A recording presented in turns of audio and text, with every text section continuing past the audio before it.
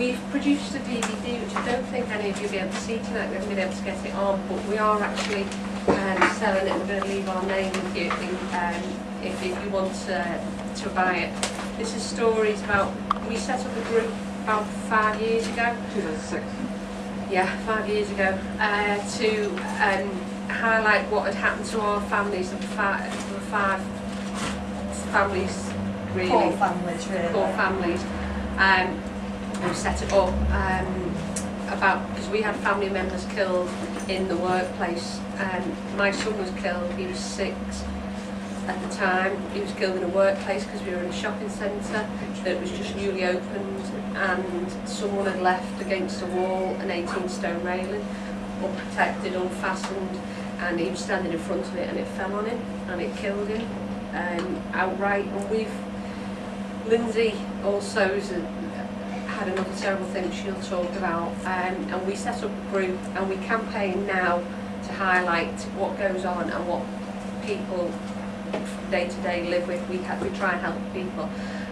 My son was killed in an unregulated as such place. It was a shopping centre which isn't even covered by the Health and Safety Executive, that's local authorities, and that's covered by the environmental health section of the local authorities. And obviously with the local authority cuts at the moment, that will also impact hugely on non-threatening, non-hazardous sites really. So I just wanted to show you the DVD and Lindsay can say something too. Andy, my husband, died 13 years ago in a work-related incident. He was dismantling a printing press in a factory in Oldham. He was on top of some scaffolding. Why he was there, I don't know. The scaffolding had not been erected properly and there was no guardrails. He had no harnesses or RADARs. Something caused the scaffolding to move, which caused him to fall. I had to turn Andy's life support machine off the day after my son's 8th birthday. Dawn and I saw each other every Workers' Memorial Day over the last 13 years, and we noticed that every year there was another family member that was turning up at the Workers' Memorial Day events, and every year our little clique as bereaved families got bigger and bigger. There's a core of about 6 families that meet regularly, even though we're dotted about all over Europe now. We wasn't at the time.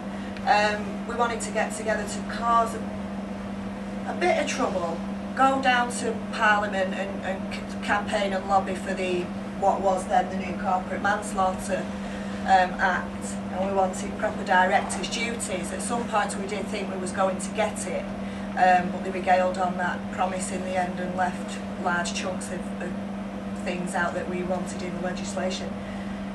I don't think it's got any teeth now with all the cutbacks in the HSE and inspections. I doubt we'll ever get a corporate manslaughter conviction, which is sorry. There's one thing we do know at FAC, that our group's going to get bigger and bigger as the years are going on, which is unfortunate because we didn't really want to start a group anyway, not under these circumstances. There's loads of information we've brought out here. This is particularly a good one if anyone likes to provoke bosses in workplaces. We like this job killer poster. We also have another one, we didn't vote to die at work, and if you want to be particularly trouble worthy, we have our big FAC poster here as well, of which a lot of people don't like because they don't like the name, they think it's rude until they find out what it's for. Also the bosses and management in your workplaces, when they realise what that is and they Google it, they think that we're actually bigger than what we are and they get quite scared. They think we're going to go in and shut your company down and that we've got more teeth or as much teeth as the Health and Safety Executive, which we haven't, we're just a group of campaigning families. Our DVD's there, as Dawn said, and we do sell it for about £10 a copy, so feel free. Work alongside Mick, and it's great to speak to you. I mean, there is such a campaign, and it is the Hazards campaign. It has been going for a very long time, but yet we need to work together. I think that's absolutely vital. Can I just draw your attention to the fact that we have a Hazards conference in September, and there's information here. We have Hazards magazine, which is the only magazine that deals with health and safety, grassroots health and safety stuff, and has been doing for many years, and all the arguments You know, the most incisive, up-to-date, well-researched arguments and ammunition that everybody needs to fight on health and safety is in here. This is the last issue, which has lots of stuff we've been talking about today, but the next issue has just gone to press today. And I produced a leaflet here, which everybody's got, and the We Didn't Vote to Die campaign is out there, and we ask people to join us.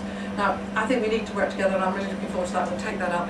But just something quite simple. We have set up a Facebook group. Now, I know everybody signing up on Facebook, that's not going to change the world. But I have to say we have a really serious problem here, in that if we want massive numbers, we need massive numbers of people to actually say that our health and safety is actually a really big issue. You know, we get 500,000 people sign up to stop the forest being privatised, or 500,000 people will sign up for Jeremy Clarkson to become Prime Minister when Blair was there in about 20 sonic minutes. You know, what we can't get, us as trade unions, us as workers, we have to actually get our members to actually sign up to stuff. We will embolden us, we need to do lots of action stuff, but you know, something as simple as signing up to a Facebook page, you think we ought to be able to get hundreds of thousands of people to do that, and we're actually failing in that. But yeah, it's great, the start of something bigger and better. Thanks. Great.